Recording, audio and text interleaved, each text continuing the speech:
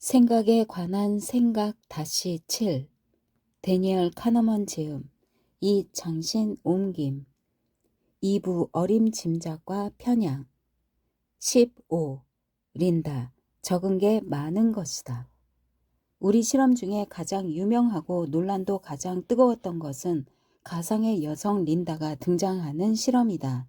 아모스와 나는 판단에서 어림짐작의 역할, 그리고 어림짐작이 논리와 양립할 수 없음을 보여주는 결정적인 증거를 제시하기 위해 린다 문제를 만들었다. 우리는 린다를 다음과 같이 묘사했다. 린다는 31세의 미혼 여성으로 직설적이고 아주 똑똑하다. 철학을 전공했다. 학생 때는 차별과 사회 정의에 깊은 관심을 보였고 반핵 시위에도 참여했다. 1980년대에 학생들에게 이 묘사를 읽어주면 학생들은 항상 웃음을 터뜨렸다. 린다는 캘리포니아 대학 버클리 캠퍼스에 다녔다는 걸 금방 알아챘기 때문이다. 당시 이 대학은 급진적이고 정치 문제에 관심 있는 학생들로 유명했다.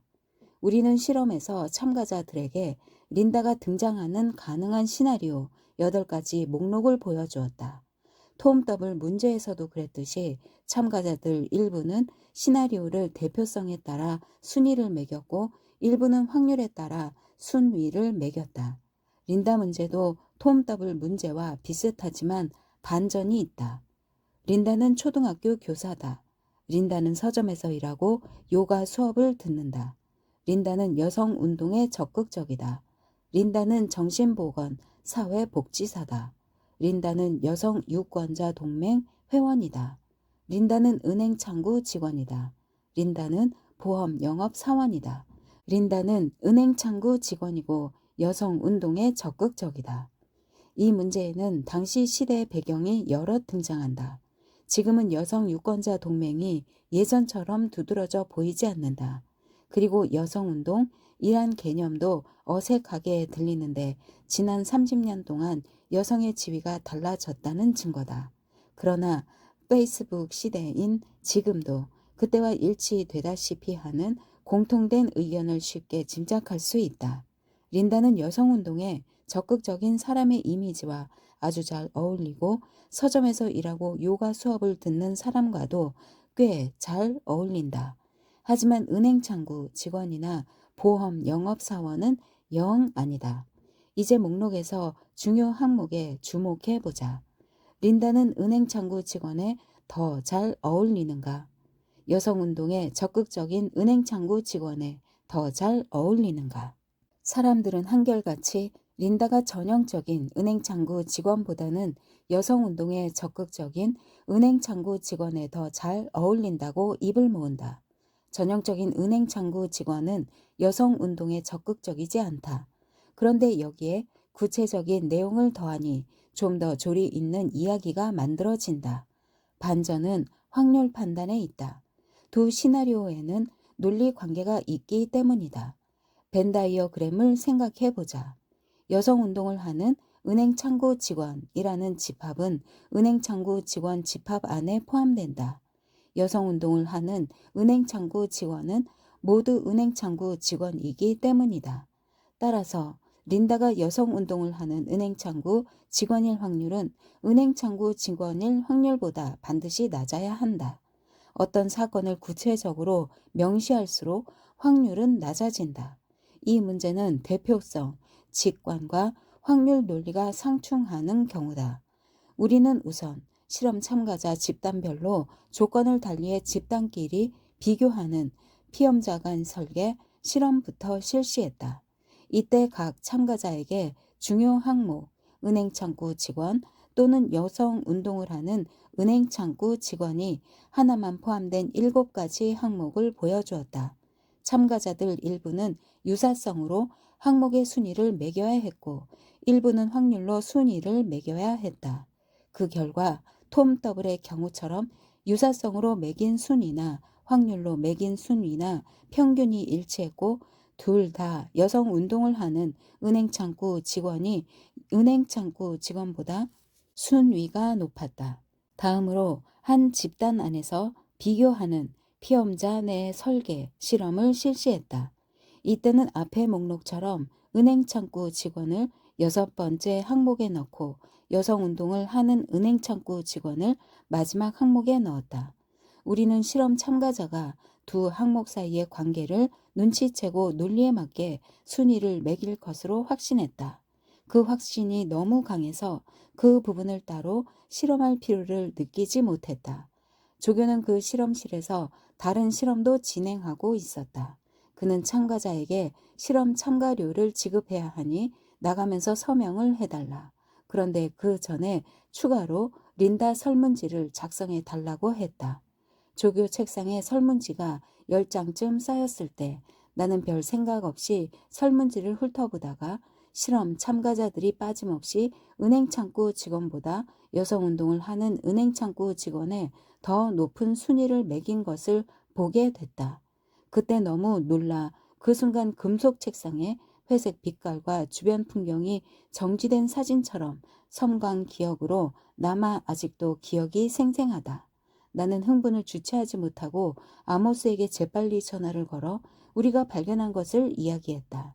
논리하고 대표성을 붙여놨더니 대표성이 이겼지 뭐야. 이 책에 어울리는 말로 표현하자면 시스템 2의 패배를 목격한 것이다. 설문지에는 두 가지 중요 항목이 동시에 들어가 있어서 참가자는 논리 규칙의 연관성을 알아볼 좋은 기회가 있었는데도 그 기회를 활용하지 못했다. 뒤이어 추가 실험을 실시한 결과 참가 학부생의 89%가 확률 논리를 무시했다. 우리는 통계에 민감한 사람들에게서는 다른 결과가 나오리라 확신하고 스탠퍼드 경영대학원에서 의사결정 프로그램 박사 과정을 밟고 있는 학생들에게 똑같은 설문지를 돌렸다. 확률, 통계, 결정론에 관한 고급 과정 수업을 여러 들은 학생들이다. 우리는 다시 한번 놀랐다. 응답자의 85%가 이번에도 은행 창구 직원보다 여성 운동을 하는 은행 창구 직원을 더 높은 순위에 올려놓았다. 우리는 이 오류를 없애보려고 훗날 점점 더 필사적이 되어가는 시도라고 표현한 실험을 실시했다. 이때는 큰 집단을 대상으로 린다를 소개한 뒤 간단한 질문을 던졌다. 둘 중 어느 경우가 더 흔하겠는가? 린다는 은행 창구 직원이다. 린다는 은행 창구 직원이고 여성 운동에 적극적이다. 극도로 단순한 이 문제로 린다는 일부 사람들에게 유명 인사가 되었고 우리는 여러 해 동안 논쟁에 휘말렸다.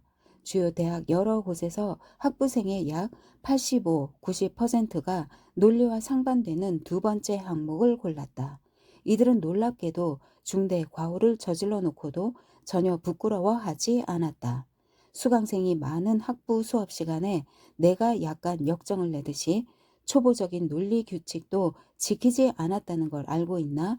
라고 묻자 뒷줄에 앉은 학생이 소리쳤다. 그래서요? 그리고 똑같은 오류를 저지른 어느 대학원생은 그저 제 의견을 물으셨다고 생각했는데요? 라고 해명했다. 뻔한 논리 규칙을 적용하지 못했을 때 흔히 오류라고 하는데 아모스와 나는 결합 오류라는 말로 이 현상을 설명했다. 사람들은 결합된 두 사건, 은행 창구 직원과 여성운동을 하는 사람, 그중 한 사건 은행 창구 직원을 직접 비교할 때 결합된 두 사건이 일어날 가능성을 더 높게 판단하는 실수를 저지른다. 밀러리어 착시처럼 이 오류 역시 실체를 안 뒤에도 여전히 흥미롭다.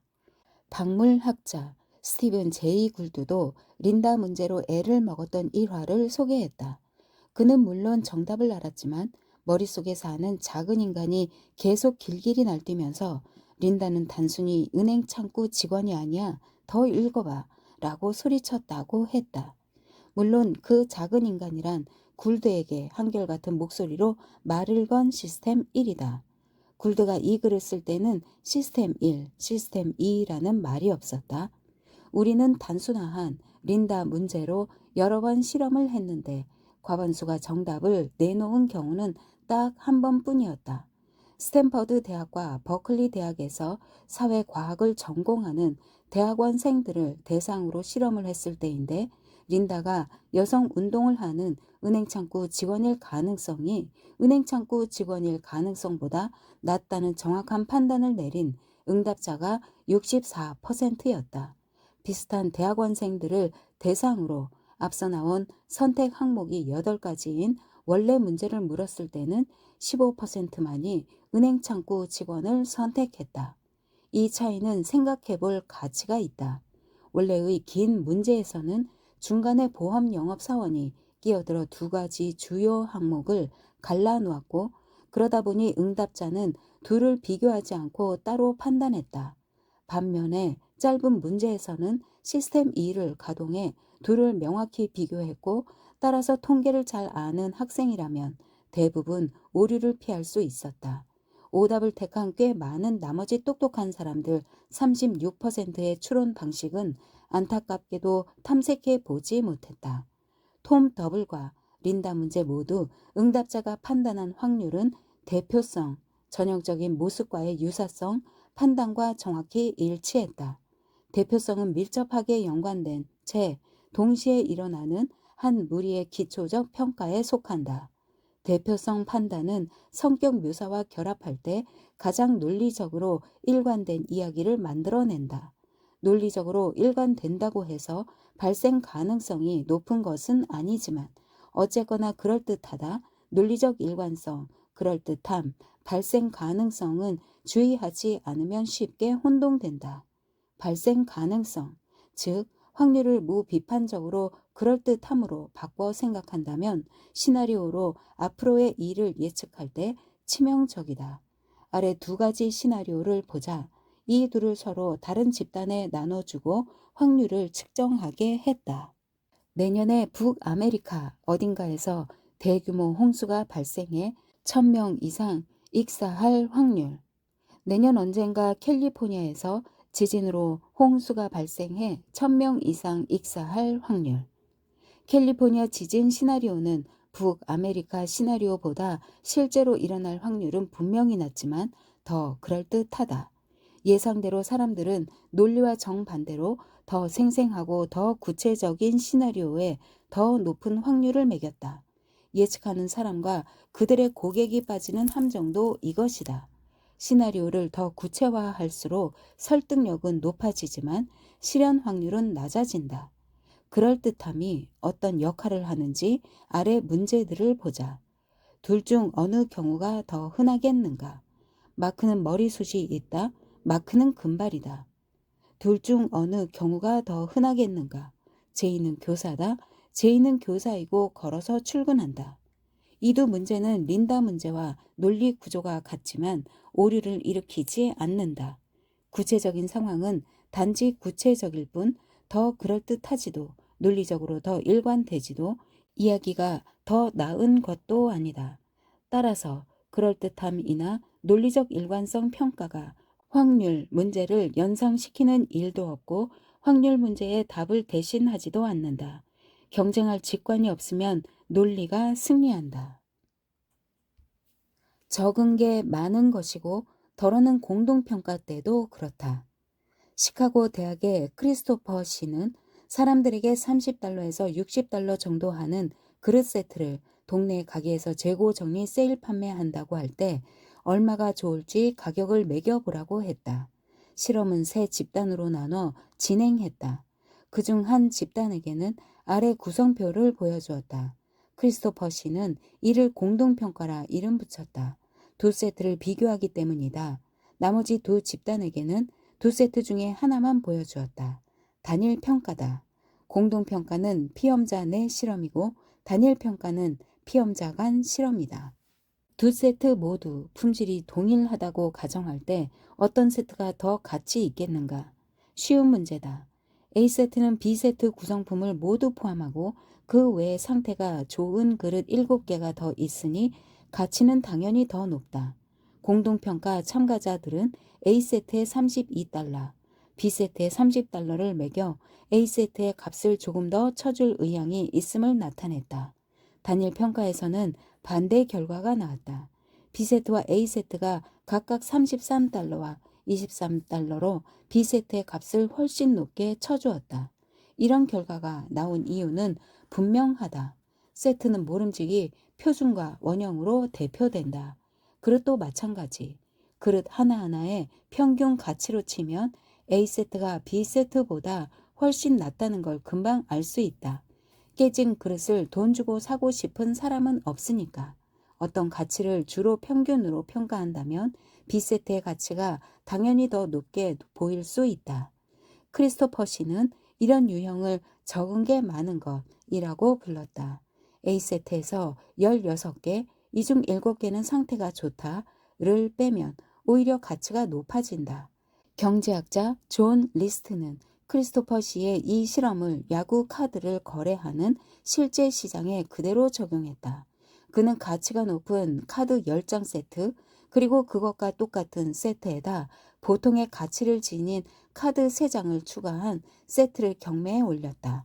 그릇 실험과 마찬가지로 카드가 더 많은 세트가 공동 평가에서는 가치가 더 높게 나타났지만 단일 평가에서는 오히려 더 낮게 나타났다. 경제 논리로 보면 참 난감한 결과다. 그릇 세트나 야구 카드 세트의 경제 가치는 합계를 닮은 변수, 즉 커질수록 가치가 올라가는 변수다. 원래의 세트에 양의 가치를 지닌 것을 더하면 전체 가치는 당연히 올라간다. 린다 문제와 그릇 문제는 구조가 똑같다. 확률도 경제 가치처럼 합계를 닮은 변수인데 이를 보기 쉽게 설명하면 아래와 같다. 확률, 린다는 은행 창구 직원이다. 는 확률, 린다는 여성 운동을 하는 은행 창구 직원이다. 플러스 확률, 린다는 여성 운동을 하지 않는 은행 창구 직원이다. 크리스토퍼 씨의 그릇 연구처럼 린다 문제도 단일 평가에서 적은 게 많은 것, 유형이 나오는 이유는 바로 이 때문이다. 시스템 1은 합계보다 평균을 내기 때문에 여성 운동을 하지 않는 은행 창구 직원이 세트에서 빠지면 주관적 확률이 높아진다. 그러나 변수에서 합계, 비슷한 성질은 돈과 관련한 경우보다 확률과 관련한 경우일 때 눈에 덜 띈다. 그러다 보니 공동평가에서의 오류는 크리스토퍼 씨의 실험에서만 없어질 뿐 린다 실험에서는 없어지지 않는다. 공동평가에서도 사라지지 않는 결합 오류는 린다 문제만이 아니다. 우리는 수많은 다른 판단에서도 논리를 무시하는 비슷한 경우를 발견했다. 한 번은 실험 참가자들에게 아래 4가지 경우 중에 다음 윈블던 대회에서 가장 일어날 법하지 않은 1부터 차례로 순위를 매겨보라고 했다. 이 연구를 진행할 당시 비에른 보리는 가장 잘 나가는 테니스 선수였다. A. 보리는 경기에서 이길 것이다.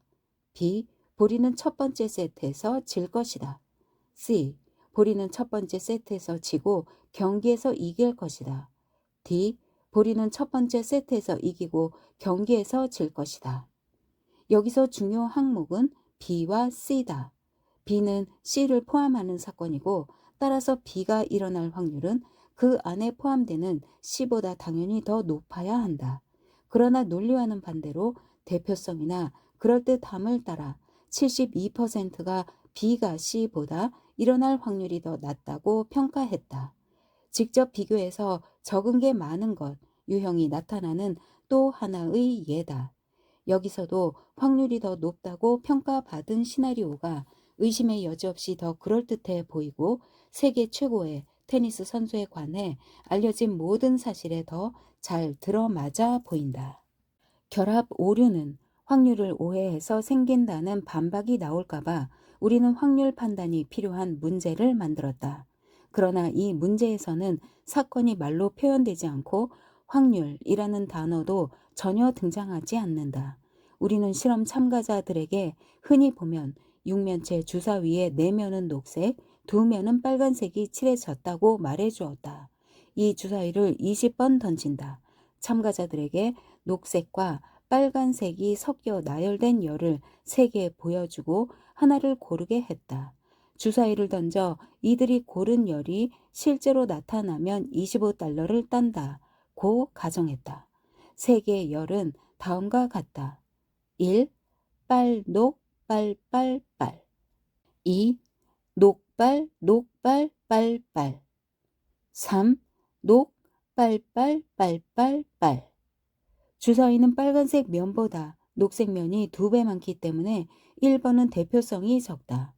마치 린다가 은행 창구 직원이라는 것처럼 2번은 주사위를 6번 던진 경우인데 녹색이 2번 들어있기 때문에 해당 주사위가 더 잘 어울린다.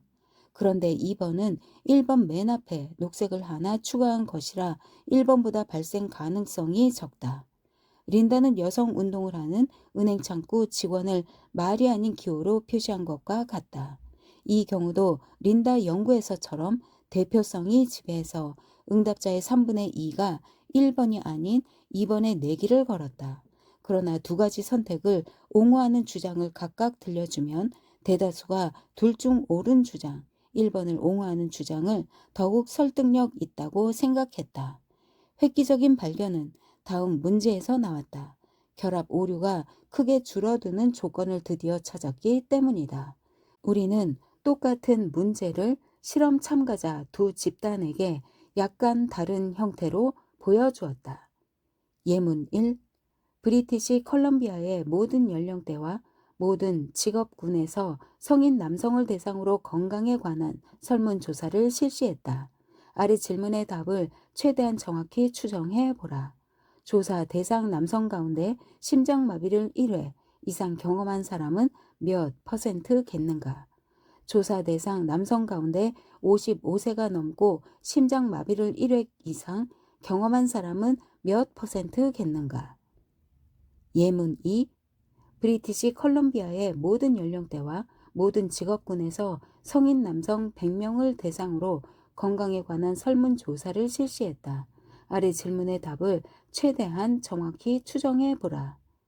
조사 대상 100명 가운데 심장마비를 1회 이상 경험한 사람은 몇 명이겠는가?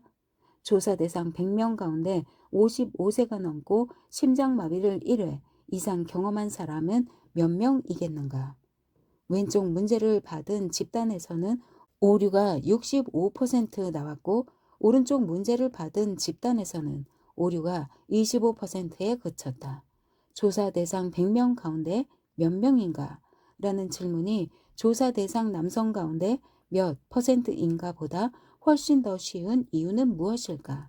100명이라는 표현이 머릿속에 공간 개념을 만들었다고 설명해 볼 수도 있겠다. 한 방에 모인 많은 사람에게 스스로 부류를 나누라는 지시를 내린다고 상상해 보자. 이름 첫 글자가 A부터 L에 속하는 사람들은 방 앞쪽 왼편 구석에 모일 것. 그런 다음 그들에게 또다시 부류를 나누라고 지시한다. 이런 식으로 하면 포함 관계가 분명해진다. 이름이 C로 시작하는 사람들은 앞쪽 왼편 구석에 모인 사람들의 부분 집합이라는 것을 알 수 있다. 이 의학적 설문조사에서 방 한쪽 구석에 모인 심장마비를 경험한 사람들 중 55세가 안 된 사람들을 떠올릴 수도 있을 것이다. 누구나 머릿속에 이런 특정한 그림을 생생하게 떠올릴 수 있는 것은 아니지만 이후 많은 실험에서 이처럼 횟수나 개수 또는 인원수 등으로 표시하는 빈도 표기는 한 집단이 다른 집단에 완전히 포함될 때 그것을 쉽게 알아보게 한다는 사실이 밝혀졌다. 그러니까 몇 명이겠는가 라는 표현은 개인을 생각나게 하지만 몇 %겠는가 라는 표현은 그렇지 않다는 것이 이 수수께끼의 답으로 보인다. 이 연구에서 우리가 알아낸 시스템 2의 작동 원리는 무엇이었을까? 새로울 것은 없지만 한 가지 결론은 시스템 2는 경계심이 신통치 않다는 것이다. 결합 오류 연구에 참가한 학부생과 대학원생들은 벤다이어그램 논리를 분명히 알고 있었지만 관련 정보가 코앞에 있을 때조차 그 논리를 적용하지 않았다. 적은 게 많은 것이라는 부조리는 크리스토퍼 씨의 그릇 연구에서도 뻔히 드러났고 몇 명이겠는가 문제에서도 쉽게 알 수 있었지만 린다 문제나 그와 비슷한 다른 문제에서 결합 오류를 드러낸 사람들 수천 명에게는 그 부조리가 뻔해 보이지 않았다. 결합은 그럴듯해 보였고 시스템 2의 승인을 받기에 충분했다. 이처럼 시스템 2의 게으름도 이 상황에 한몫한다. 만약 실험에 참가한 학생들이 문제를 맞춰야 방학을 얻을 수 있다거나 문제풀이에 무한정 시간을 주고 논리적으로 충분히 생각한 뒤에 확신이 들 때 답을 하라고 했다면 아마 대부분이 결합 오류를 저지르지 않았을 것이다. 하지만 이 문제에 방학이 걸린 것도 아니고 문제풀이 시간도 촉박해서 마치 의견을 말해 보시오 라는 질문을 받은 것처럼 대답하고 만족해 했다. 시스템 2의 게으름은 삶에 나타나는 엄연한 사실이다. 그리고 대표성은 명백한 논리 규칙마저 차단할 수 있다는 사실 또한 다소 흥미롭다. 린다 이야기에는 깨진 그릇 연구와 대비되는 놀라운 점이 있다. 두 문제는 구조가 같은데도 결과가 다르게 나왔다. 그릇 세트에 깨진 그릇이 들어있을 때 사람들은 그 세트에 매우 낮은 가격을 매긴다. 직관, 규칙을 반영한 행동이다. 반면에 두 세트를 한꺼번에 본 사람들은 그릇이 많은 세트가 더 가치 있을 수 있다는 논리 규칙을 적용한다. 직관은 피험자 간 조건에서 판단을 지배하고 논리 규칙은 공동평가에서 판단을 지배한다. 그에 반해 린다 문제에서는 공동평가에서도 종종 직관이 논리를 앞선다. 조건에 따라 논리가 앞설 때도 물론 있지만 아모스와 나는 확률 논리가 명백한 문제에서도 확률을 대담하게 무시해버리는 현상이 흥미로워 동료에게 보고할 가치가 있다고 생각했다. 그리고 이 연구 결과는 판단 어림짐작에 관한 우리 주장에 더욱 힘을 실어줄 뿐 아니라 우리 주장에 의심을 품은 사람들을 설득할 수 있으리라 믿었다. 하지만 그건 큰 오산이었다. 린다 문제는 논쟁 방식에서 하나의 사례 연구가 되었다. 린다 문제는 크게 주목받았지만 판단을 이해하는 우리 방식을 비판하는 기폭제가 되기도 했다. 우리가 이미 했던 대로 다른 사람들도 문제 제시 방식과 힌트를 적절히 조합해 오류를 줄이는 방법을 찾아냈다. 그 중에는 린다 문제와 관련해 사람들이 확률이라는 단어를 그럴듯함으로 이해하는 것은 타당하다고 주장하는 사람도 있었다. 때로는 여기서 더 나아가 우리가 시도한 새로운 연구가 통째로 잘못되었다고도 주장했다. 한 가지 두드러진 인지 착각이 약해지거나 해명될 수 있다면 다른 착각이나 오류도 마찬가지라는 주장이다. 이런 추론은 직관과 논리가 충돌할 때 나타나는 결합 오류만의 특징을 무시한다. 피험자 간 실험, 린다 연구 등에서 나타난 어림짐작의 증거로 우리가 체계적으로 제시한 것들은 반박되지 않았다. 반박은커녕 아예 다뤄지지 않았으며 결합 오류에만 비판이 집중된 탓에 우리가 제시한 증거의 중요성이 축소됐다. 린다 문제의 순효과라면 일반 사람들 사이에서 우리 연구의 인지도가 높아졌고 이 분야 학자들 사이에서는 우리 연구 방식의 신뢰성이 다소 훼손되었다는 것이다. 우리가 전혀 의도하지 않은 결과였다. 법정에 들어가 볼 기회가 있다면 변호사가 상대를 비난하는 유형에는 두 가지가 있다는 것을 알 수 있다. 상대 주장을 부정하기 위해 그 주장을 뒷받침하는 가장 강력한 근거에 이의를 제기하는 방법, 그리고 목격자의 신뢰성을 떨어뜨리기 위해 목격자 증언에서 가장 취약한 부분을 집중 공격하는 방법이다. 취약한 부분을 집중 공격하는 방식은 정치 토론에서도 흔히 나타난다. 나는 그것이 과학 논쟁에 적절치 않다고 생각하지만 사회과학의 토론 규범에서는 정치판을 닮은 논쟁 방식도 막지 말아야 한다는 엄연한 현실을 받아들이게 되었다. 특히 중대한 사안이 걸린 문제라면 더욱 그러하고 인간의 판단에 광범위하게 나타나는 편향은 중대한 사안이 분명하다. 여러 해 전에 린다 문제를 꾸준히 비판해온 랄프 헤르트 비히와 가벼운 대화를 나눈 적이 있다. 이견을 좁히려고 그와 공동 작업도 해보았지만 허사로 끝났었다.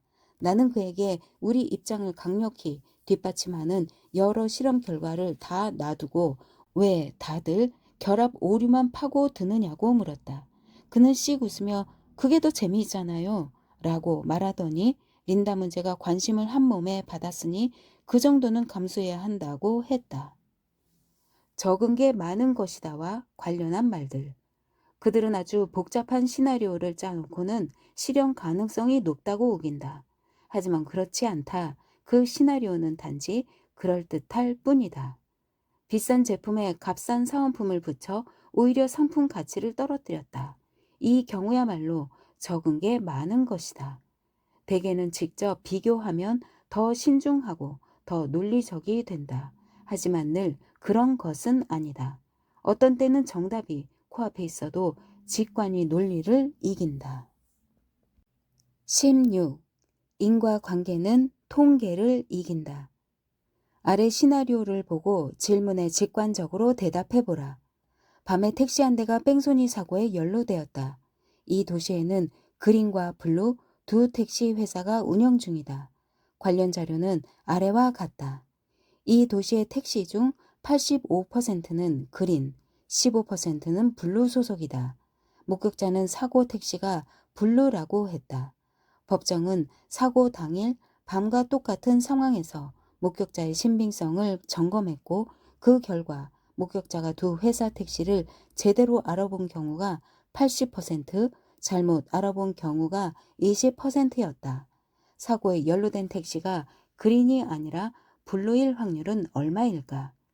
전형적인 베이즈 추론 문제다. 정보는 두 가지다. 기저율과 목격자 증언의 불완전한 신뢰성. 목격자가 없다면 블루 택시가 유죄일 확률은 기저율에 해당하는 15%다. 또 두 회사가 규모가 같았다면 기저율은 의미가 없고 오로지 목격자의 신뢰성만을 고려해 블루일 확률은 80%가 된다. 그런데 이 경우는 두 정보가 베이즈 규칙에 따라 결합되어 정답은 41%다. 그런데 이 문제에 맞닥뜨린 사람들이 어떻게 대답했을지 짐작이 가지 않는가. 이들은 기저율은 무시한 채 목격자 증언만 따진다.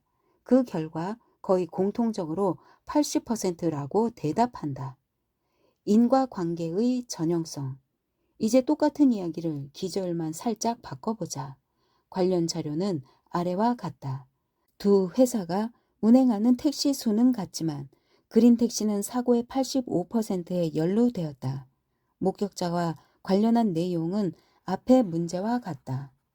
위 두 문제는 수학적으로는 구분이 안 되지만 심리적으로는 사뭇 다르다. 첫 번째 문제를 읽은 사람은 기저율을 어떻게 사용해야 할지 몰라 무시하기 일수다. 반면에 두 번째 문제를 본 사람은 기저율에 상당한 비중을 두고 따라서 이들의 추정치 평균은 베이즈 정리에서 나온 답과 크게 다르지 않다. 왜 그럴까? 첫 번째 문제에서 블루 택시의 기저율은 그 도시에서 운행하는 택시에 관한 통계적 사실이다. 인과관계 이야기에 굶주린 사람이 이러니 저러니 할 만한 내용이 아무것도 없다. 도시에서 운행되는 그린 택시와 블루 택시 수가 어떻게 뺑소니의 원인이 될 수 있겠는가? 반면에 두 번째 문제에서는 그린 택시 기사가 블루 택시 기사보다 사고를 5배 넘게 많이 낸다. 그렇다면 결과는 뻔하자는가. 그린 택시 기사들은 무모한 미치광이 집단이 틀림없다. 이제 그린 택시 기사의 무모함이라는 전형적인 모습이 만들어졌고 이 모습은 그린 택시 회사의 알 수 없는 개별 기사들에게 적용된다. 이 전형성은 인과관계 이야기에 딱 들어맞는다. 무모함은 흔히 개별 기사와 관련한 사실이기 때문이다. 그렇다면 이 문제에는 결합되거나 중재되어야 하는 두 가지 인과관계 이야기가 있다. 하나는 무모한 그린 택시 기사에게 책임을 돌리기 쉬운 뺑소니 사고이고 또 하나는 사고 기사가 블루 택시 회사 소속임을 강하게 암시하는 목격자 증언이다.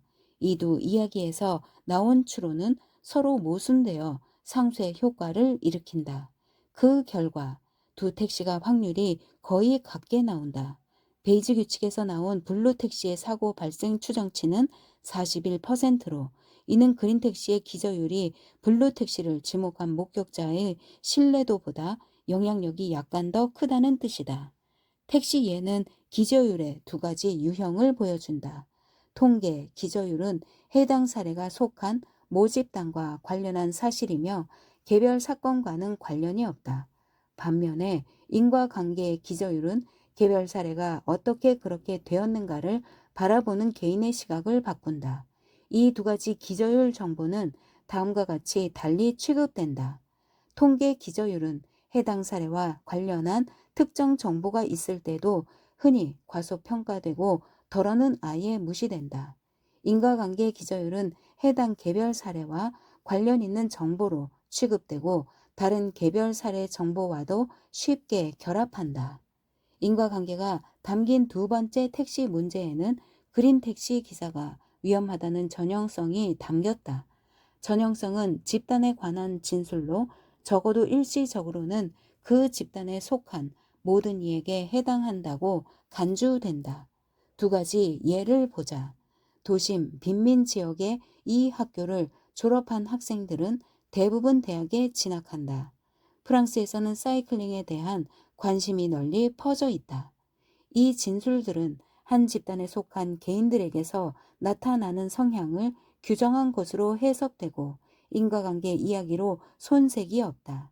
이 특별한 학교를 졸업한 학생 다수가 대학에 가고 싶어 하고 또 실제로 진학하는데 아마도 이 학교의 어떤 유익한 특성 때문일 것이다. 그리고 프랑스의 문화적 사회적 삶에는 많은 프랑스인을 사이클링에 관심 갖게 하는 어떤 힘이 있을 것이다. 사람들은 이 학교의 어떤 졸업생을 떠올리며 그가 대학에 진학할지 안 할지 생각해 볼 때 또는 어떤 프랑스 사람을 이제 막 만났는데 그 사람 앞에서 투르드 프랑스 사이클링 대회 이야기를 꺼낼지 말지 고민할 때 위의 사실들을 떠올릴 것이다. 시스템 1의 기본 특징 하나는 일정한 범주를 표준, 원형, 전형 등으로 나타내는 것이다. 우리가 말, 냉장고, 뉴욕 경찰관 등을 생각할 때도 그런 식이다. 우리는 이런 범주에 속하는 사람이나 사물을 대표하는 하나 이상의 표준을 정해 그 집단의 대표 이미지로 기억한다. 이때 그 대표 이미지를 전형이라고 말한다. 전형적 이미지는 덜어 치명적으로 잘못 만들어지기도 하고 적대적으로 만들어진 이미지는 심각한 결과를 초래할 수도 있지만 머릿속에서 전형이 만들어지는 현상을 피할 수는 없다. 옳든 그르든 전형은 우리가 범주를 생각하는 방식이다. 여기서 모순을 눈치챈 사람도 있을 것이다. 택시 문제에서 보면 기저율 정보를 무시하는 것은 베이즈 추론을 외면한 인지 결함이지만 인과관계 기저율에 의존하는 것은 바람직하다. 그린 택시 기사들을 전형화하면 판단의 정확도가 높아진다. 그러나 채용이나 프로파일링, 개인을 인종, 나이, 경제력 등 여러 특징에 따라 범주화해 미래의 행동을 예측하는 것, 같은 다른 상황에서는 전형화에 반대하는 강력한 사회 규범이 존재해 덜어는 법률로 정해질 정도이며 마땅히 그래야 한다. 민감한 사회적 맥락에서 개인을 판단할 때 그가 속한 집단의 통계를 근거로 잘못된 판단을 내려서는 안 된다. 우리 사회는 기저율을 개인을 판단하는 사실로서가 아니라 집단에 관한 통계적 사실로 취급하는 것이 도덕적으로 바람직하다고 여긴다. 한마디로 인과관계 기저율을 거부한다. 프로파일링 반대를 비롯해 전형화에 반대하는 사회규범은 더욱 문명화하고 더욱 평등한 사회 건설에 대단히 이롭게 작용해 왔다. 그러나 타당한 전형화마저 외면한다면 최선의 판단을 내리기 어렵다는 점을 기억해야 한다. 전형화 거부는 도덕적으로 칭찬받을 만하지만 전형화 거부에 시간이나 수고 등의 비용이 들지 않는다는 단순한 생각은 잘못이다. 더 나은 사회를 위한 비용 지출이야 얼마든지 감수할 일이지만 비용이 든다는 사실 자체를 거부해 내면의 가치와 정치적 정당성을 획득한다면 과학적 정당성이 떨어진다. 감정 어림짐작에 의존하는 이런 태도는 정치색이 짙은 주장에서 흔히 나타나 내가 지지하는 입장은 비용이 안 들고 내가 반대하는 입장은 득 될 게 없다고 생각한다. 결코 성숙한 태도라 할 수 없다. 인과관계 상황. 아모스와 나는 택시 문제의 여러 변형을 만들었지만 인과관계 기저율이라는 막강한 개념을 만들지는 못했다. 이 개념은 심리학자 이체크 아이젠에게서 빌려왔다. 아이젠은 실험 참가자들에게 예일 대학에서 시험을 치른 일부 학생들을 묘사한 짧은 글을 보여주었다. 그리고 각 학생이 시험을 통과했을 확률을 추정해 보라고 했다. 이때 적용한 인과관계 기저율 조작은 간단 명료했다. 똑같은 학생들을 두고 참가자 한 부류에게는 그들이 75%가 시험을 통과한 집단에서 뽑혔다고 하고 다른 부류에게는 25%만 통과한 집단에서 뽑혔다고 했다. 이 조작의 위력은 대단했다. 25%만 통과했다면 시험은 분명 심각하게 어려웠을 거라는 즉각적인 추론이 가능하기 때문이다. 시험 난이도는 당연히 각 학생의 결과를 결정짓는 여러 인과관계 요소 가운데 하나다. 예상대로 참가자들은 인과관계 기저율에 대단히 민감하게 반응해 통과율이 낮은 집단보다 통과율이 높은 집단에 속한 모든 학생의 시험 통과율을 높이 쳐줬다. 아이젠은 기발한 방법으로 인과관계와 무관한 기저율도 제시했다. 참가자들에게 문제에 묘사된 학생들은 시험을 통과한 학생과 통과하지 못한 학생을 의도적으로 선별해 만든 표본에서 뽑혔다고 했다. 그리고 이를테면 시험 통과율이 낮은 표본에 대한 정보는 아래와 같이 제시했다. 연구원은 주로 실패 원인에 관심이 있어서 75%가 시험을 통과하지 못한 학생들로 이루어진 표본을 만들었다. 여기서 차이에 주목하라. 이 기저율은 개별 사례들을 추출한 표본과 관련한 순전히 통계적인 사실이다. 개별 학생이 시험을 통과했는가 못했는가를 묻는 애초의 질문과는 상관이 없다. 예상대로 노골적으로 제시된 이 기저율은 판단에 어느 정도 영향을 미쳤다. 그러나 통계적으로 이와 동일한 인과관계 기저율보다는 영향력이 적었다. 시스템 1은 여러 요소가 인과관계로 얽힌 이야기는 잘 다루지만 통계적 추론에는 약하다. 물론 베이즈 추론에 강한 사람들에게는 둘 다 똑같다. 이쯤 되면 만족스러운 결론을 얻었다고 단정하고 싶은 마음이 간절하다. 인과관계 기저율은 고려되고 단지 통계일 뿐인 사실은 어느 정도 외면된다. 다음은 내가 아주 좋아하는 상황이 좀 더 복잡한 연구다. 심리는 학습될 수 있는가? 무모한 택시 기사와 통과가 불가능해 보일 정도로 어려운 시험은 인과관계 기저율에서 끌어낼 수 있는 두 가지 추론을 잘 보여준다. 하나는 개인에 해당하는 전형적인 특성, 그리고 또 하나는 개인의 결과에 영향을 미치는 상황의 중대한 특성이다. 실험에 참가했던 사람들은 정확한 추론을 내놓았고 판단도 개선되었다. 안타깝지만 늘 그렇게 좋은 결과가 나오는 것은 아니다. 이제 곧 소개할 고전적 실험에 따르면 사람들은 기저율 정보에서 자신의 믿음과 상충하는 추론을 이끌어내지 않는다.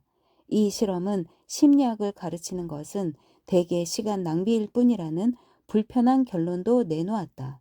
미시간 대학의 사회심리학자 리처드 니스벳과 그의 제자 유진 보기단은 오래전에 한 가지 실험을 했다. 이들은 학생들에게 뉴욕 대학에서 몇 해 전에 실시한 유명한 도움 실험 이야기를 들려주었다. 실험 참가자들에게 1인용 부스에 들어가 인터폰으로 사적인 생활과 문제를 이야기해 보라고 한 실험이다. 이들은 차례로 약 2분 정도 이야기했다. 마이크는 한 번에 하나씩만 켜졌다.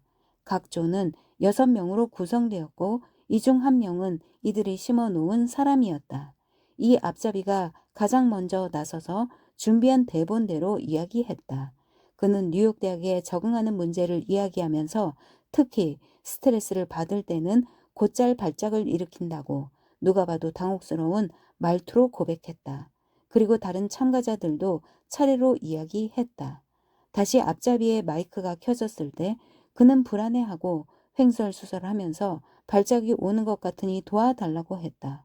누가 좀 도와. 숨 넘어가는 소리. 죽을 것 같아. 발작이. 숨이 막히고 곧 잠잠해진다. 이 말을 끝으로 그의 마이크가 꺼지고 다음 참가자의 마이크가 자동적으로 켜졌다. 죽어가는 사람에게는 더 이상 아무 소리도 들리지 않았다. 실험 참가자들은 어떤 행동을 보였을까? 이들은 자기들 중 한 사람이 발작을 일으켜 도움을 요청했다는 사실을 알 수 있었다. 그런데 그 요청에 응답할 수 있는 사람이 나 말고도 여럿이니 나는 안전하게 부스에 남아 있자는 생각이 들 수 있다. 실제로 그랬다. 참가자 15명 중에 4명만이 도움에 즉시 응답했다. 6명은 아예 부스에서 나오지 않았고 5명은 발작을 일으킨 사람이 질식한 게 분명하다 싶을 때가 되어서야 나왔다. 나 말고 다른 사람도 똑같이 도움 요청을 들었다고 생각하면 책임감을 잘 느끼지 않는다는 사실을 보여주는 실험이다. 이 결과가 놀라운가? 아마 그럴 것이다. 우리는 대부분 자신은 꽤 괜찮은 사람이고 그런 상황에서는 달려가 도와줄 것이라고 생각한다. 그리고 다른 좋은 사람들도 똑같이 행동하리라 예상한다. 이 실험의 핵심은 물론 그 예상이 틀렸다는 것을 보여주는 것이다. 평범한 좋은 사람이라도 발작이라는 달갑지 않은 상황을 처리할 다른 사람이 있다 싶으면 달려가 도움을 주지 않는다. 당신도 마찬가지라는 이야기다. 그렇다면 다음과 같은 말에 흔쾌히 동의하겠는가? 도움 실험을 읽으면서 나라면 그 낯선 사람을 곧바로 도와줄 것이라고 생각했다. 발작을 일으킨 사람 주변에 나밖에 없다면 아마도 그랬을 것이다. 그런데 내 생각이 틀린 모양이다. 내 주변에 그를 도와줄 다른 사람이 있다면 나는 나서지 않을지도 모르겠다. 다른 사람이 있으면 내 책임의식이 생각보다 많이 약해질 수 있겠다. 심리학을 가르치는 사람이 사람들이 깨달았으면 하는 것도 바로 이것이다. 독자도 이와 같이 생각했는가? 심리학 교수가 도움 실험을 설명하면서 학생들에게 바라는 것은 허구의 예일 실험에서 그랬듯이 낮은 기저율을 인과관계로 바라보았으면 하는 것이다. 그러니까 두 경우 모두 어떤 테스트를 통과하지 못한 비율이 놀랍도록 높다면 그 테스트가 아주 어렵다는 뜻이려니 추론하는 것이다. 학생들이 배워야 할 점은 해당 상황의 큰 특징, 이를테면 책임 분산 같은 특징 탓에 자신과 같은 평범하고 좋은 사람도 놀랍도록 냉정하게 행동할 수 있다는 것이다. 인간 본성에 대한 생각은 바꾸기 어렵고 자신을 더 나쁜 쪽으로 생각하기는 그보다 훨씬 더 어렵다. 니스백과 보기다는 학생들이 그런 변화도 거부하고 달갑지 않은 상황도 외면하지 않을까 생각했다. 물론 이 내용으로 중간고사라도 본다면 학생들은 도움 실험의 자세한 내용을 암기할 수 있고 또 얼마든지 그러려고 할 것이며 책임 분산이라는 말로 공식적인 해석도 거듭 내놓을 것이다. 하지만 그런다고 해서 인간 본성에 관한 이들의 믿음이 정말 바뀔까? 이를 알아보기 위해 니스백과 보기다는 뉴욕 대학 연구에 참가한 2명의 짧은 인터뷰를 담은 동영상을 학생들에게 보여주었다. 인터뷰는 짧고 단조로웠다.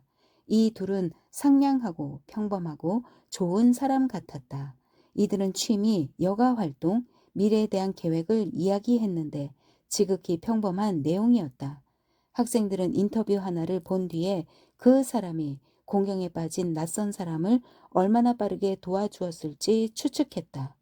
이 문제에 베이즈 추론을 적용하려면 우선 인터뷰를 보지 않았다면 두 사람에 대해 어떤 추측을 했을지 자문해야 한다. 이 문제에는 기저율로 대답할 수 있다. 앞에서 도움 실험에 참가했던 15명 중 4명만 낯선 사람을 도우러 달려갔었다. 그렇다면 어느 불특정 참가자가 도움을 주러 곧장 달려갔을 확률은 27%다. 따라서 불특정 참가자를 두고 추측할 때 그는 앞장서 도움을 주지 않았을 확률이 높다. 다음으로 베이즈 논리에는 개인과 관련한 정보가 필요하다. 그런데 인터뷰 동영상은 아무런 개인 정보를 담지 않도록 신중히 만들어졌고, 따라서 인터뷰에 나온 사람이 무작위로 선택된 학생보다 낯선 사람을 도울 확률이 더 높을지 낮을지 알 길이 없다. 이처럼 유용한 추가 정보가 없는 상태에서 베이즈 해법은 기저율을 따른다. 니스백과 보기단은 학생들을 두 집단으로 나눠 인터뷰 동영상을 보여주고 두 사람의 행동을 예측해 보라고 했다.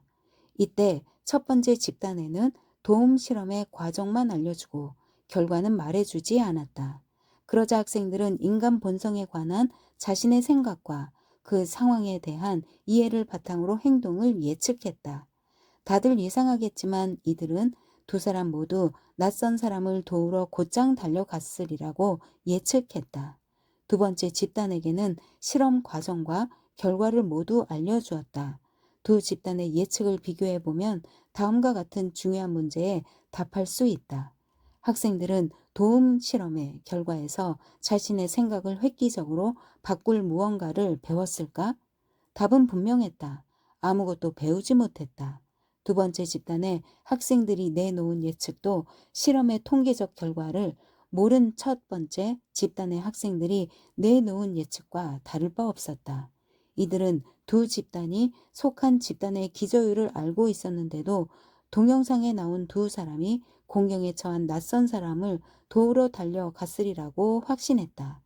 심리학을 가르치는 사람들에게는 이 연구가 시사하는 바가 실망스럽다. 우리는 학생들에게 도움 실험에 나오는 사람들의 행동에 대해 가르치면서 학생들이 전에는 몰랐던 것을 배우기를, 특정 상황에서 사람들의 행동을 바라보는 시각이 바뀌기를 기대한다.